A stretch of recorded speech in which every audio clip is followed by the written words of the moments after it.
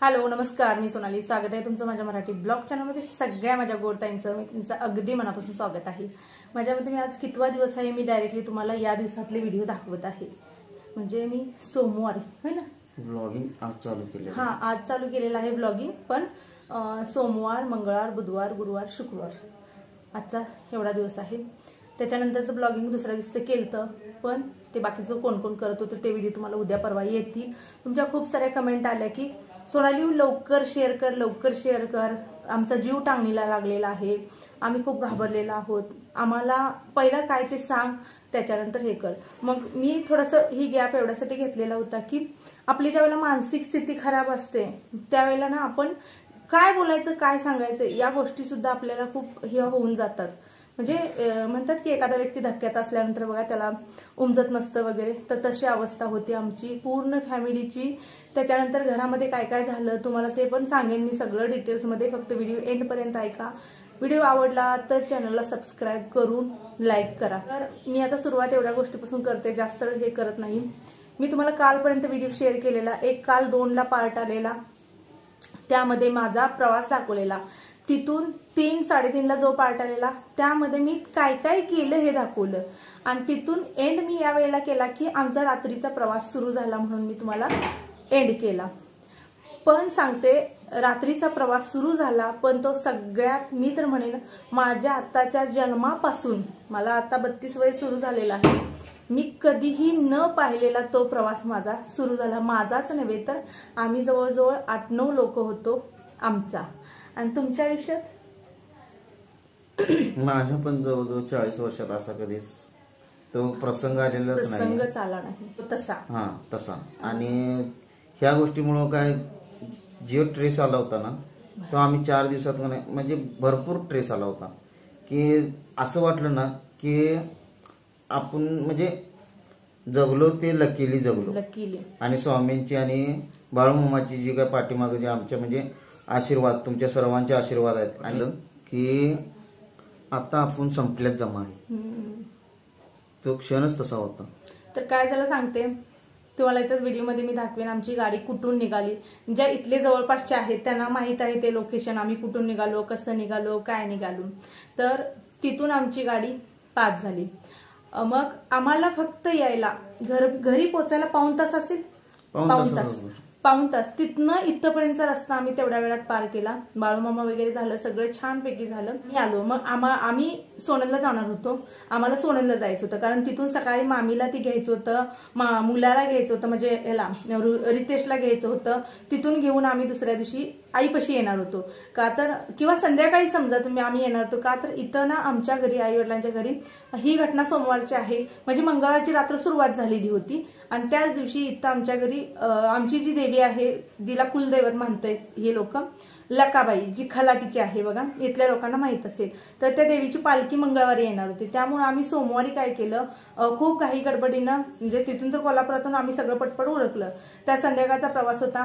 कधी संध्याकाळच्या प्रवासाला मी माझं पुढे सांगेन काय असेल ते अनुभव. तर आम्ही काय केलं की जास्त एकदम फास्ट पण नाही जायचं, म्हणलं म्हणजे धीरे धीरे जायचं. का तर आपल्याला सकाळीच हे करायचं आहे. संध्याकाळी जमलं तर मामीला घेऊन जायचं, कारण जर ते सोनल अंतर जास्त नाहीये. त्यामुळे आम्ही काय विचार केला की आईकडे येण्यापेक्षा आम्ही विचार केला की डायरेक्टली सोनलला जायचं आणि तिथून त्यांना घेऊन आम्ही इकडे यायचं. अशा हिशोबानं वरती एक पूल होता आणि त्याच्या खालून एक रस्ता गेलेला होता आणि वरच्या साईडला आम्ही होतो. मग आम्ही आमच्या हिशोबाने येत होतो. भला हायवे असू दे, एकदम सुपर फास्ट आहे हायवे आहे, रस्ते तुम्हाला माहित आहेत एकदम सुपर फास्ट बनले गेलेले आहेत. तरी पण आम्ही आमच्या हिशोबाने का आलेलो होतो, कारण रात्रीची वेळ होती, फॅमिली सगळ्या बरोबर होत्या, आम्ही आमच्या हिशोबाने येत होतो. आणि त्याच वेळेला काय झालं की पाठीमागच्या साईडनं एक कार आली. त्या कारीनं ना, म्हणजे एक सांगते, त्या जी व्यक्ती होती ती फुल पिलेली होती. त्या व्यक्तीला म्हणजे त्याला उभारायला किंवा बोलायला काय म्हणजे बोलत होती पण त्याला काय सुधरतच नव्हतं, काय बोलावं हे सुधरत नव्हतं त्याला. ती एकदम त्या ह्याच्यात नव्हती. आणि त्या गाडीतच बाटल्या होत्या, ते चणे फुटाणे काय काय असतात ते होतं, जेवण होतं सगळं त्या गाडीतच. आणि ते खात पेत अशा पद्धतीने आलेला. त्या व्यक्तीला तो स्पीड कंट्रोल झाला नाही. तो व्यक्ती एवढा फास्ट चालवत होता. कारण कसं झालं, ही घटना झाल्यानंतर ज्यावेळेला मागची लोक जी प्रवासी होते त्यानं ओव्हरटेक केलेली ती प्रवासी पुढे आल्यानंतर त्यावेळेला पाहिली तर म्हणली यानं इथं येऊन हे केलं, आम्हाला वाटलेलंच हा तसा गाडी चालवत होता. तर त्याने काय केलं, आमची गाडी होती ना व्यवस्थित, मागणं जोराची ठोकर दिली. जी ठोकर जी होती ना ती मी तुम्हाला इथं शब्दात सुद्धा सांगू शकत नाही की एक बॉम्ब कसा फुटल्यानंतर आवाज येतो ना धडाम करून, अशा पद्धतीनं. खालच्या साईडला किती फूट होतं ते अंधारात मी साधारणतः 20 फूट असेल. हा 18 ते 20 फूट होतं. हा 20 फूट खाली होतं. तर आमची गाडी काय झाली की त्याने तिरकी ठोकर दिली उजव्या साईडला. त्यामुळे आमची गाडी काय झाली, जिकडे खाई होती म्हणजे दरी होती, जे असं म्हणजे खोल खड्डा होता उतार, त्या बाजूला आमची ही गेली. पण आमचा रुपेश, जो आमचा ड्रायव्हर म्हणेन, आमचा रुपेश, त्याला काय माहित, मी तर म्हणेन की त्याच्या ह्याच्यामध्ये दैवी शक्तीच त्यावेळेला यावी, बाळू मामाचीच कृपा म्हणेन मी. एवढी दैवी शक्ती आली की ज्या वेळेला पंचनामा केला आणि ते चाकाचे वन पाहिल्यात आले आम्हाला, तर त्यावेळेला काय सुचलं, ठोकर बसली. त्यावेळेला सांगते मी झोपलेली होते, शिवानी अर्धवट जागी होती, मुलं झोपलेली होती, हे सागर आणि आमच्याबरोबर आणि एक होता ते आणि ड्रायव्हर, 4 पुरुष जागे होते, शिवानी एक अर्धवट जागी होती, बाकी आम्ही झोपलेलो. ज्यावेळेला ठोकर जोरात बसली का नाही 5 मिनिटं काही कळेना. कारण ज्यावेळेला ठोकर बसल्या ब्रेक फेल झाले आमच्या गाडीचे, पूर्ण ब्रेक सगळं फेल झालं. तो काय दाबतोय, काय दाबीना, काय फिरीना, काय काय होईना. आणि त्यात काय झालं की मागणं जोराची धडक बसल्यामुळे मागच्या जेवढ्या काचा होत्या तेवढ्या सगळ्या काचा आत गाडीमध्ये, सगळ्यांच्या अंगावरती आत काचा. लकीली एक सांगते की मागच्या साईडला, मागच्या बाजूला शिवानी, आर्यन आणि किट्टू हे 3 होती. आणि ठोकर तर एवढी जोरात होती की मी सांगेन त्या गाडीमध्ये बॅगा होत्या, एक शिवानीची होती, एक माझी होती, आमच्याबरोबर एक जण होते त्यांची एक होती. त्या बॅगा असल्यामुळे ना पूर्णपणे मागच्या शीटेपर्यंत अगदी नॉर्मली राहिलं होतं नाही, अन्यथा मागची लोक अडकली असती. तो आता आठवलं तरी माझ्या अंगावर तो शहार येतो की माझी मुलं होती त्या सगळी दोन्ही. त्यात काय झालं, मागच्या काचा उडून का लागल्या नाहीये, तर आर्यन आणि किट्टू संध्याकाळची वेळ झाल्यामुळे ना ते त्या गाडीत अशी एकदम खाली पसरून झोपतात ना, काय म्हणतात की अशा अंग टाकून खाली, अशी खाली अंग टाकून झोपल्यामुळे त्या काचा वरच्यावर पुढच्या लोकांच्या वरती आल्या. आणि शिवानीचं काय झालं की शिवानीच्या ज्या साईडला शिवानी होती कोपऱ्यात, त्या कोपऱ्यात जोरात ठोकर बसली होती. ठोकर बसल्यामुळे तिला काय झालं की नॉर्मल इथं वरचा ह्याचा धक्का लागला. त्यावेळेला ड्रायव्हरला काय कळेना, मी जागी झाले, आमचा आरडाओरडायचा दंगा सुरू झाला. त्यात ड्रायव्हर जो होता, धक्का बसल्यानंतर ड्रायव्हर थोडाफार उठून ते टेरिंग असतं त्या टेरिंगवर, पण त्याने ना तिथं म्हणजे असं घाबरला नाही ना ओरडला नाही. जर अर्धवट उठलेली अवस्था असते ना, त्या उठलेल्या अवस्थेत त्याने खाली चाललेली गाडी पूर्णपणे वळवून, म्हणजे माझ्या मते ठोकर बसल्यानंतर किती फूट गाडी पुढे आपली गेलती, आमचं तर काय चक्रावलेलंच पूर्ण अंदाजे. म्हणजे ना जेव्हा दणका बसला ना तर कमीत कमी 15-20 फूट तर गाडी अशी पुढे गेलती, फुल स्पीड मध्ये. म्हणजे धक्का बसल्यानंतर जसं उडतं ना त्या प्रकारे गाडी पुढे पळत. आणि त्यात कसं झालं की खाली गाडी चाललेली, त्याने एवढ्या स्पीडनं कंट्रोल करून ते मी शब्दात सांगू शकत नाही की त्याने कशी गाडी वळली, आमचं आम्हाला माहित आहे. जसं की बाळूमामा त्याच्या अंगात अवतार घेऊन आम्हाला स्टेअरिंग फिरवून त्यानं आम्हाला रस्त्यावर, मला असं माझा असं जे मेंदू ही झालता का नाही दचका बसल्यानंतर एकदम की तो असा एकदम स्पीड ना असा असा असा असा तो टेरिंग ना खालचं टेरिंग त्याने इकडं वळून घेतलं. एवढं काय म्हणतात की ते आता जर सांगायला गेलं तर ते सांगू पण शकत नाही, एवढ्या जोरात त्यानं कशी बशी ती गाडी खाली चाललेली मेन हायवेवर घेतली. म्हणजे आता खाली चालली, आम्ही हायवेवरच होतो, त्यावेळेस गाडी धडकून त्यानं कंट्रोल करून अशी घेतली. तर त्या मेंबरनं असं केलं होतं ना, मागून धडकल्यानंतर परत त्यानं पळण्याचा प्रयत्न केला. ज्यावेळेला रुपेशनं मग ती गाडी कशी तरी कंट्रोल मध्ये घेऊन कसं तरी हे करून म्हणतात की एक चमत्कारिकरित्या ती गाडी कंट्रोल करण्याच्या नादात सगळं फेल गेलेलं होतं, ब्रेक फेल काही लागेल नसतं, त्यातून पण त्यानं कशी तरी गाडी रोडवर आणण्याचा प्रयत्न केला. तर ते लॉक झाल्यामुळे त्या सगळ्याला गार गार गार फिरलं. 5 मिनिट असं हवेत फेकल्यागत, कितीतरी सेकंद असं होतं की आम्ही हवेत फेकतोय, काय विचित्रच घटना. सगळा धुरळा उडालेला, सगळा वास सुटलेला, त्या ह्याचा मागणं दणका बसल्यामुळं.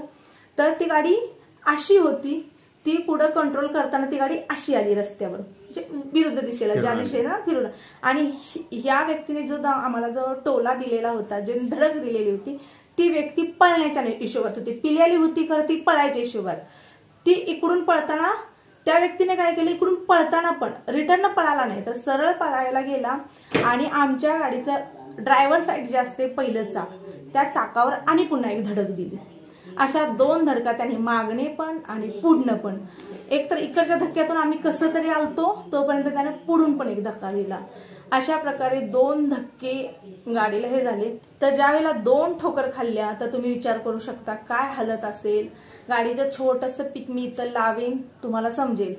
तर मग त्यावेळेला काय झालं, 5 मिनिटं आम्हाला काय सुधारलं नाही. मागं वळून बघितली, पहिला मुलं, गाडी ज्या वेळेला स्टॉप झाली मुलं, मग त्या व्यक्तीने पुढून पण ठोकर देऊन मग नंतर पाठीमागे वळवली. पाठीमागे त्याच्या गाडी तर काही सांगू नका, 2 वेळा ठोकर दिला तर काय होतं. परत त्यानं काय केलं की पुढून धडकली, मागून धडकली, रिव्हर्स घेऊन पळायच्या नादात होता. परंतु लकीली त्याच्या गाडीची एवढी नुकसान झाली होती ना की त्याची गाडी परत जागेवरच बंद पडली. त्यामुळे त्याला पळता आलं नाही. परंतु त्या पब्लिकचं सुद्धा मी आभार मानेन की धडकल्या पब्लिक एवढी गोळा झाली ना, तिथून पळायच्या प्लॅनिंग थांबवलं आणि त्याला पकडलं. ते आता सध्या तरी आपण शेअर करू शकत नाही सगळं. तर यातील काही क्लिपा मी तुम्हाला अगदी नॉर्मली शेअर करत आहे, बाकीचे आमच्याकडे ते पुरावे स्वरूपात आम्ही ठेवलेले आहेत. तर ही त्याची गाडी आहे, तो हात जोडणारा आरोपी होता. आणि जी आमची गाडी होती त्या गाडीची अवस्था तुम्ही पाहिलेली आहे कशा प्रकारे आहे. त्यानंतर काय झालं, पहिला पाहिलं धक्का तर एवढा जबरदस्त होता. पहिला पाहिलं तर मुलं सुरक्षित होती. शिवानी थोडीशी ओरडत होती, कारण साजी काही तिच्याच बाजूला ठोकर बसल्यामुळे ना वरचा भाग जो होता ना थोडासा लागलेला, टेंगुळ आलेला, बाकी कुठे काही नाहीये. आणि सागरला नॉर्मली पायाला इसका बसला. पुढच्या साईडचा जो माणूस होता ना त्याला बघा, ज्यावेळेला असं होतं त्याला इसका बसलेला, नॉर्मली त्याला पण हे झालं. अन्यथा गाडीमधल्या बाकी कुणालाही, अगदी मित्र म्हणेन केसालाही धक्का लागला नाही. धक्का फक्त बसला आम्हाला, ते सगळं भीषणता पाहून. पण दोन्हीकडनं ठोकर बसून आतली माणसं, ड्रायव्हर, आम्ही सगळी टोटली सेफ होतो. एक सांगेन काय, तर गाडी ना फिरली होती, ज्यावेळेला ठोकर बसल्यानंतर पुढे जाऊन फिरली त्यावेळेला एक सांगते की ऑटोमॅटिक लॉकची गाडी होती. त्याने काय केलं तर रुपेशने की गाडी चालवताना सुरुवात बसलं की तो लॉक टाकतो, ऑटोमॅटिक लॉक होतं म्हणून बचावलं. कारण ज्यावेळेला मागची धडक बसते, मागून ठोकर बसते ना, त्यावेळेला ते लॉक निघण्याचे चान्सेस असतात. म्हणजे कसे आपले नॉर्मली लॉक, हे ऑटो लॉक असल्यामुळे काय झालं, ठोकर बसून सुद्धा, आणि काचा सगळ्या पॅक होत्या, पूर्ण काचा पॅक होत्या. फक्त ड्रायव्हर साईडचीच ओपन होती, आमच्या साईडला वारं येत होतं म्हणून सगळं पॅक होतं. गाडी फिरली, गाडी अशी अशी अशी काय विचित्र कंडिशन होती. कमीत कमी 40-50 सेकंद अशी होती. ते नशीब की मेन हायवेला माणसं बाहेर फेकायचं मेन म्हणजे वाचलं गेलं. त्यामुळे दुसरं एक नशीब आमचं म्हणजे की मेन हायवेला तुम्हाला माहितीये किती स्पीडनं गाड्या असतात, एवढ्या स्पीडनं गाड्या असतात, कारण प्रॉपरली तो खूप मोठा हायवे झालेला आहे. असा 3 पदरी आहे ना, हा एवढा मोठा हायवे होता की लकीली एक नशीब की मागच्या ज्या गाड्या होत्या, जे दुसऱ्या, त्या गाड्या स्पीड मध्ये नव्हत्या ना, गाड्या आल्या नाहीये. आम्ही जाताना कडेने होतो, पण ज्यावेळेला गाडी फिरून आली, गाडी फिरून दणका बसला का नाही, ती सेंटरला येऊन थांबलेली गाडी धक्क्याने.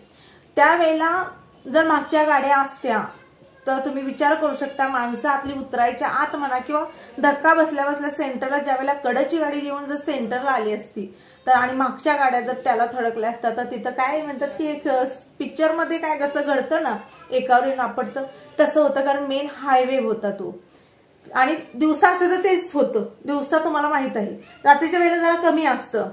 ते रात्रीची वेळ होती म्हणून ते बचावलं, नाही तर हायवेचा ऍक्सिडेंट सगळ्यात जबरदस्त ऍक्सिडेंट असतो. त्यातल्या त्यात पुलावरती जो होतो तो तर सगळ्यात जबर, कारण कंट्रोल झालं तर ठीक आहे, आणि हायवेवरती कंट्रोल करणं अवघड आहे ना, कंट्रोल करणं खूप अवघड आहे. कारण 3 पदरी रोड म्हणल्यानंतर तुम्ही विचार करू शकता, वाहनांची गर्दी असते, वरून खाली भीती असते, एवढं सगळं संकट होतं. पण त्यातून आम्ही आरामात बाहेर आलो. पहिला बाहेर आलो, तिथं साईडला सगळी बसवली. पाहिलं तर शिवानीला फक्त एक होतं, सागर नॉर्मली लंगडत होता.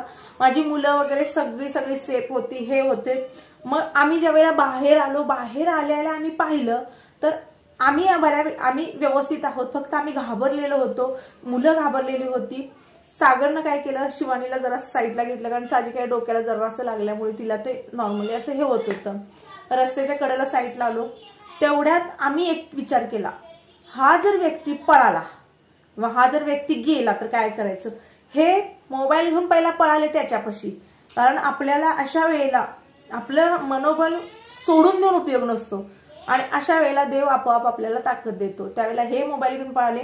पहिला त्याच्या गाडीचं शूट, तो पिऊन फुल टाईट होता त्याच्या गाडीमध्ये, त्या दारूच्या बाटल्या, पहिला ते सगळं आम्ही कॅप्चर केलं. तोपर्यंत पब्लिकचा एक म्हणजे खूप सारा उपकार. एवढं छान आम्हाला पब्लिक मिळालं. पटापटा बऱ्याच जणांनी गाड्या थांबवल्या आणि बरीच जण, कोणी अँब्युलन्सला फोन केला, कोणी पोलीस स्टेशनला फोन केला, कोणी आधार देण्याचं काम केलं. आणि एक म्हणजे की राग होता, कोणी ड्रायव्हरला थोडंफार मारलंही, दणके दिलेले आहेत. एक मात्र आम्ही शांतता का घेतली, पोलीस आल्यानंतर जे काय होईल ते होऊ देत, अन्यथा अशा ह्याच्यात ज्यावेळेला ड्रायव्हरला मारणारे मारून जातात तिसरी, मग ते काय होतं की आपलं नुकसान केलेलं आहे त्या व्यक्तीनं.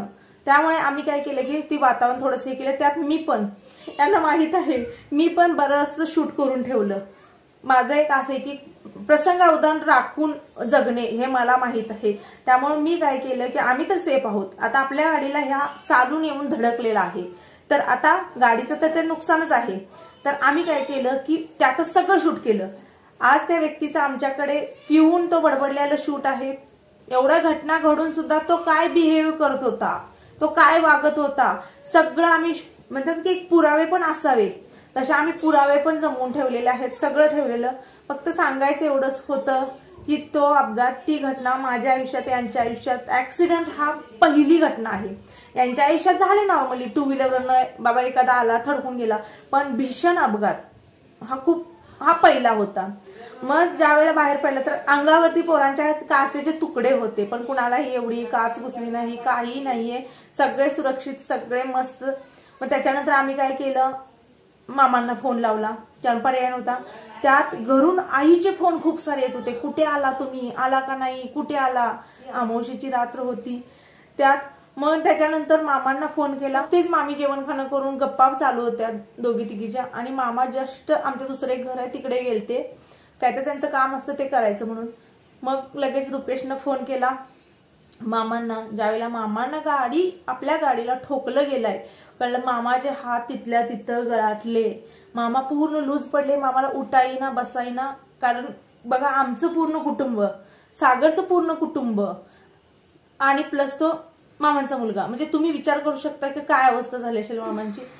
पण मामा पण प्रसंगावधान आहे. मी अजूनही सांगतो, मी माझा मामा एकच मामा आहे, पण मामा ही स्ट्रॉंग आहे. भले कशी वेळ येऊ दे, हातपाय गार होणार, लूज पडेल, पण मामासारखं स्ट्रॉंग कुणीही नाहीये. मी तर म्हणेन खूप खूप स्ट्रॉंग आहे, प्रत्येक गोष्टीला तोंड देतात ते. तिथून डायरेक्टली घरी आले. आता प्रश्न होता घरात काय सांगायचा, कारण ऍक्सिडेंट म्हणल्यानं तुम्हाला माहित आहे किती घाबरणं होतं. मामा घरात आले, मामीच्या नॉर्मली फक्त कानावर घातलं. मामी घाबरून विचारायला लागले, असे पळायला लागलेले आहेत, यायला लागलेले आहेत, काय झालं. येतच कपडे घालत त्यांच्या मित्रांना त्यांनी पटापट कॉल केले, गाड्या काढा बाहेर. मित्र गोळा झाले. तासातच मामानी सोनं तो टप्पा गाठला. तर हा ऍक्सिडेंट कुठं झाला सांगते, लांडगेवाडीच्या आसपास. मी प्रॉपरली तुम्हाला सांगते, लांडगेवाडीच्या आसपास जिथं पूल आहे तिथं हा ऍक्सिडेंट झाला होता. मग कसे बसे मामा त्या ह्याच्यातून, त्या गाड्या आल्या, मित्र आले. ज्यावेळेला आपलं एक हे असतं का नाही, त्यावेळेला आपल्या मदतीला येतात, तसे आले. मामा तिथं पोहोचेपर्यंत तोपर्यंत इकडं काय झालं, अँब्युलन्स आली. तोपर्यंत पोलीस आले. मग अँब्युलन्स मध्ये मी चढवस्तोर का पोलिसांनी शिवानीची चौकशी केली, कारण डोक्याला लागल्यामुळे आम्ही घाबरलेलो होतो. त्यात ती अशी शांत पडून होती, धक्का बसलेला होता. त्यामुळे आमची त्या दिवशीची अवस्था आम्ही कधी अशी पाहिली नव्हती. आम्ही रस्त्यावरती सगळं होतो, 4 मुलं आमच्या ह्याच्यात होती, पण आम्हाला पब्लिक सपोर्टिव्ह मिळालं. जे अँब्युलन्स वाले आले ते पण सांगते मी, इमिजिएटली आले. फोन केल्या गेल्या पोलीस गाडी आली, फोन केल्या गेल्या अँब्युलन्स आली. आम्ही त्यात चढून, आम्हाला नॉर्मली क्रॅक आहे हाडाला नॉर्मली, पण तो डॉक्टर काय म्हणला की हा आता नॉर्मली आहे, पण तुम्ही जर रोज काम करायला लागला तर त्याच्यावरती प्रेशर येऊ शकतो, म्हणून त्याने काय केलं, त्याला प्लास्टर केलं. शिवानीचं सगळे रिपोर्ट ओके होते, डोक्याला काही दुखापत नाही, काही नाही, वरच्यावर सगळं होतं. मी 4 मुलं घेऊन दवाखान्यामध्ये, माझ्याकडे सागरची 2 मुलं, माझी 2 मुलं घाबरून गेलेली होती. पण त्यावेळेला तिथली माणसंही एवढी सपोर्टिव्ह मिळाली. बरं ते पेशंट असू दे किंवा तिथला सिक्युरिटी गार्ड असू दे किंवा तिथले आजूबाजूचे जे असतात ना, काय म्हणतात त्यांना आपण, कंपाऊंडर, सगळेजण आम्हाला बोलत होते काळजी करू नका, काहीही करू नका. आमच्यात काळजी करण्यासारखं कुठलंही नव्हतं की बाबा आम्हाला खूप ट्रेस आलाय, काय नाही. फक्त तो धक्का आम्हाला हे म्हणजे म्हणतात की आता कुणाला लागलं तर आम्ही काळजी करू वगैरे, किंवा तो कसा आहे हा कसा, असं काय नव्हतं. सगळी सेफ होती, सगळं होतं. मग सगळीच माणसं चांगली भेटली. तोपर्यंत इकडच्या साईडला पोलीस आले. ज्यावेळेला झालं मी अँब्युलन्समध्ये बसून जातानाच पोलीस आले, चौकशी वगैरे केली. मग पोलिसांनी काय केलं, गाडीची पोझिशन काय होती ते हे सांगतील, कारण तिथं मी नव्हते त्यावेळेला. अपघात एवढा मोठा होता ना की ज्यावेळेस ठोकर बसली त्यावेळेस ठोकर बसल्यानंतर गाडी आमची फिरली कोणीकडे, तर रस्त्याच्या ज्या बाजूला उतार असतो म्हणजे खड्डा असतो त्या बाजूला गाडी फिरली. परंतु बबलूने म्हणजे रुपेशने एवढ्या छानपैकी त्यानं ड्रायव्हिंग सांभाळलं ना की गाडी रस्त्याच्या काठावरून म्हणला ना तर रस्ता सपला आणि खड्डा चालू झाला. तिथून गाडी घासून फिरवून घेऊन ना त्यानं रोडवर आणली होती. आणि बॅक साईडचं चाक ना फ्रंट साईड म्हणजे रस्ता एंड झाला होता आणि बॅक साईडचं एक चाक रस्त्याच्या बाहेर गेलं होतं. म्हणजे काय अंतराळी झालं होतं, तरी सुद्धा 3 चाकावर त्यानं गाडी फिरवून आणली होती. तर ह्या अपघातातून म्हणजे एवढा मानसिक त्रास झाला होता ना की आम्हाला सुधरत नव्हतं की नेमकं करायचं काय. परंतु फक्त प्रसंगावधान एवढंच ठेवलं आम्ही की आम्ही सर्व पुरावे म्हणजे आपली चूक नाही आहे त्या माणसाला पकडण्यासाठी किंवा त्याची चूक हे करण्यासाठी सर्व शूट करून ठेवलेलं आहे. परंतु आता सध्या तुम्हाला त्या माणसाचा चेहरा किंवा हे ज्या गोष्टी आहेत सोशल मीडियावर का दाखवत नाही, तर आपले काहीतरी हे असतात रूल्स आहेत किंवा आपलं काहीतरी प्रोसेस चालू आहे. तर ती प्रोसेस पूर्ण झाली, समजा प्रोसेस ती व्यवस्थित गोडी गुलाबीत झाली तर ठीक आहे, नाही तर आपण त्याला व्हायरल करण्याचं म्हणजे हे तयारीत आहेत आपण. त्यानं गोड गुलाबीत जर आपलं व्यवस्थित सगळं जर नुकसान झालेलं जर भरपाई दिली तर आपण त्याला काही करू शकत नाही किंवा करू नये म्हणतो मी. कारण का त्यानं चुकी केलेली आहे, परंतु आपण पण त्याचं म्हणजे हे करू नये असं माझं मत आहे. मामांच्या गाडीचं हे निघाले, विषय संपला. पण जर त्यानं जर त्या गोष्टीला नकार दिला तर पुरावे त्याच बरोबर त्याचं सगळं डिटेल्स आहेत. अन्यथा हा व्यक्ती समाजासाठी घातक आहे. कारण दारू पिऊन एवढी फुल नशा करून 9 ते 10 लोकांना ठोकणारा व्यक्ती. आज किती फॅमिली उद्ध्वस्त झाल्या असत्या, किती लोकांचं नुकसान झालं असतं. बरं आज आम्ही 4 आहोत, आमच्या 4पैकी एका जरी आमच्या मुलाला म्हणा, मला यांना म्हणा, किंवा सागरच्या 4पैकी कुणाला जर काय झालं असतं किंवा मामाच्या मुलाला काय झालं असतं, याचं काय घ्यायचं होतं आम्ही. तुमच्या विचार येतो का डोक्यात काय करायचं? हा याचा ब्रेक तुटला असता किंवा याला चुकून झालं किंवा याला कंट्रोल झाली नाही किंवा याच्याकडून चुकून न कळत झाली चूक, तर माणूस म्हणून आपण एक बाबा रोज उठून आपण प्रत्येक मान्य करू. परंतु यानं ड्रिंक केल्यामुळे आम्ही त्याला सोडणार नाही. आणि एक म्हणतात की मनुष्याचं काय म्हणतात की ह्याच्यावरती खूप मोठं हे होऊ शकतं. कारण कसं आहे की आपल्याला नशा करून कुणालाही गाडी चालवायला परमिशन नाही. या व्यक्तीने असं केलेलं आहे. मग त्याच्यानंतर पोलीस आले, तो पंचनामा वगैरे म्हणतात ना, तो पंचनामा सगळा झाला, क्लिअर केल्या. कारण परवाशी कमेंट आली की काय हे लोक व्ह्यू साठी. मला ते एवढं हट झालं. आर्यन होता कडे, मी यांना वाचून दाखवत होते. आर्यन म्हणतोय तिला येऊन बघ म्हणावं त्या मावशीला बोलणारी, आम्ही काय हालात होतो. आर्यन रडायला लागला ते वाचून, कारण ती धक्क्यातनं मुलंही झालेली होती. आता तिथून पुढचं पण तुम्हाला सांगेन काय झालं, पुढं प्रोसिजर काय झाली, पुढं काय काय झालं. तर एक सगळ्यात आधी मी सगळ्यात म्हणेन, माझ्या जेवढ्या काय 68,000 ताई आहेत सगळ्यांच्या मनापासून हात जोडून उपकार म्हणेन की तुमचे आशीर्वाद, खरोखर सांगेन आशीर्वाद की तुमच्या सगळ्यांचे आशीर्वाद, स्वामींचा डोक्यावरचा हात आणि बाळूमामाची साथ, या सर्वांच्या हे नामे एकही आम्हाला खरोच आली नाही किंवा आमच्या एकाही व्यक्तीला काही नुकसान झालं नाही किंवा लागलं नाही. हे सगळं तुमचे आशीर्वाद आहेत आणि असेच आशीर्वाद तुमची पाठीशी राहू दे.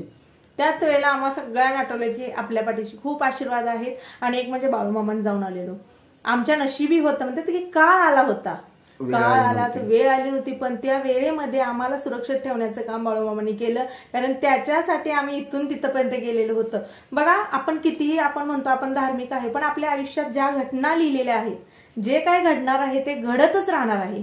भलं तुम्ही रोज देवाच्या पाय धरून बसला तरी पण आपल्या विधिलिखित जे काय लिहिलेलं आहे ते होत राहणार आहे. त्याची तीव्रता कमी करण्याची ताकद जी आहे ना, ती ह्या तुमच्या निष्ठेत किंवा हृदयात जी असते ना, त्या हृदयातून ती देव आपल्यापत्र पोहोचवतो, ती ताकद कमी करतो. तर त्या दिवशी मी तर म्हणेन बाळूमामाचे खूप मोठे उपकार होते की त्याच्यासाठी आम्ही गेलेलो होतो. तर त्यानं ती माणसं सुखरूप, अगदी केसही न होता, सागर शिवानीचं नॉर्मली होतं न होता, त्याच्या मुलांना तर काहीच नाही. एक तर ती मोठं तर आहे ना पुढच्या साईडला बसलेलं, आमच्या सुद्धा नाही. आमची मुलं तर पूर्णतः म्हणजे जिथं धडक बसली ना तिथं दोन्ही मुलं होती, तिन्ही मुलं म्हणून मी नाही. हा, तिनं पण आरुष पण तिथं होता. बारका शिवानीपाशी होता. आणि त्यात काय झालं, मोठं जे होतं ना ते पुढे सागरपाशी होतं. त्यावेळेला पाठी मागून धडक बसली ना, ते मोठं सुटून असं त्या काचवरती चाललेलं होतं. तेवढ्यात सागरनं ते कंट्रोल केलं. म्हणजे ते हातातून आयुष तुम्हाला माहितच आहे, हलका फुलका आहे, तर सुटून असा काचेवरती चाललेला त्याला वळ. तर असो सगळी सेफ, सगळी सुरक्षित आहेत. फक्त तेवढं माझ्यात 2-4 दिवस ताकद नव्हती माझ्या अंगामध्ये तेवढी. तील जो नेक्स्ट पार्ट आहे तो मी तुम्हाला 3:30च्या व्हिडिओमध्ये शेअर करेन. तो पण मी एवढ्यासाठी शेअर करेन की घटना घडल्यानंतर आपण राहू दे, ते घरची सांभाळण्यात आपल्याला काय काय करावं लागतं हे मी तुम्हाला त्या व्हिडिओमध्ये सांगेन. तर चला, मी आता व्हिडिओचा एंड करते. भया काय म्हणतात की काळोखाच्या रात्री मरण आम्ही समोरून पाहिलेली व्यक्ती, हा एक अनुभव मला नव्हता. मी तुम्हाला म्हटलं कमी वेळात मी खूप अनुभव पाहिलेले, तर हा एक अनुभव मी पाहिला. आणि एक सांगते की दैवी शक्ती काय असते, आशीर्वाद काय असतात आणि चमत्कार काय असतात, या सगळ्या गोष्टी मला जाणवल्या. आणि म्हणूनच मी सुरुवातीपासून मी सांगत आलेले तुम्हाला, कशाला मानण्यापेक्षा मी तर म्हणेन देवाला माना, देवावरती श्रद्धा ठेवा, देवावरती विश्वास ठेवा. आणि तो आहे म्हणून आपण आहे एवढंच ठेवा. कारण त्या ठोकरमध्ये काही आलं नाही, कुठलं सायन्स आलं नाही ना, कुठलं म्हणतात की कुठली इस्टेट आली नाही, कुठली प्रॉपर्टी आली नाही, काही आली नाही. एक म्हणजे ठोकर बसल्यानंतर मदतीला आली माणसं. जी माणसं होती ना ती एवढी काळजी घेत होती, तुम्हाला इथं दिसलं असेल, खूप खूप काळजी घेत होती. माणसाला माणसाचीच गरज आहे, ना कुठं तिथं जनावर आलं नाही, ना तुम्ही आम्ही कमवलेली इस्टेट आली नाही, ना काही आलं नाही. त्या संकटातून वाचवण्यासाठी देव आला, माणसांच्या स्वरूपातच. आपल्याला कळत नसतं, आपण म्हणतो माझं तर असं कुठं आहे, कुठं माझं देवाने हे केलेलं आहे, पण तुमच्या ह्याच्यात तोच देव परमेश्वर असतो जो तुम्हाला बाहेर कळतो. आमचा परमेश्वर आम्ही रुपेशला म्हणतो ड्रायव्हर. एका ड्रायव्हरवर होतं ती गाडी खाली जाऊ द्यायची का ती गाडी कंट्रोलमध्ये करायची. तर त्याला देवाने साथ दिली, ताकद दिली. त्यावेळेला भिला नाही. त्याचा चेहरा बघितला तर वाटेल की काहीच नाही. आम्ही त्याला म्हणायचो मिळमिळी आहे, हाव आहे, ताव आहे, आधी म्हणायचो आम्ही, का तर त्याच्या चेहऱ्यावर ते तसं दिसतंय. पण प्रसंगावधानमध्ये तो काय आहे ते आम्हाला कळलेलं. तर त्याने खूप खूप शहाणपणा केला. त्याचा ते जे होतं ते सगळं दैवी होतं, म्हणजे देवाची कृपा होती, बाळूमामाची कृपा होती. तर असो, हे संकट आमच्यावरचं तळून गेलेलं आहे. अमावस्येची रात्र होती ती, म्हणजे संपलेली होती ती रात्र. तर असो, आता उद्याच्या व्हिडिओमध्ये मी पुढच्या व्हिडिओमध्येच बोलेन रात्रीच्या प्रवासाबद्दल. पण तुमच्या आता कमेंट येणार की ताई रात्रीचा प्रवास करायचा नाहीये, किंवा मी तुम्हाला तेही सांगेन प्रवास करताना भले रात्रीचा कधी असू द्या, आता आपल्याला गरज असते. आता एवढा आमचा पल्ला जो होता तो आम्ही एका दिवसात तर पार करू शकत नव्हतो. तर त्यावेळेला आपण काय काय खबरदारी घेतली पाहिजे हे मी तुम्हाला उद्याच्या व्हिडिओमध्ये, म्हणजे नेक्स्ट पार्टमध्ये मी तुम्हाला त्या सगळ्या डिटेल्स सांगेन.